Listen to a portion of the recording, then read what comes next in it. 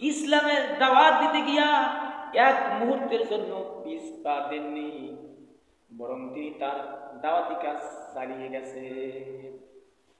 দ্বীনের দাওয়াত দিতে গিয়া অনেক নির্যাতন সহ্য হয়েছে।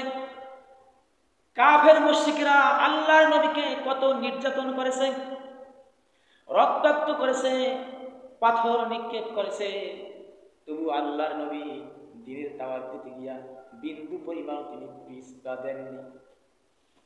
আর আমরা কি করি?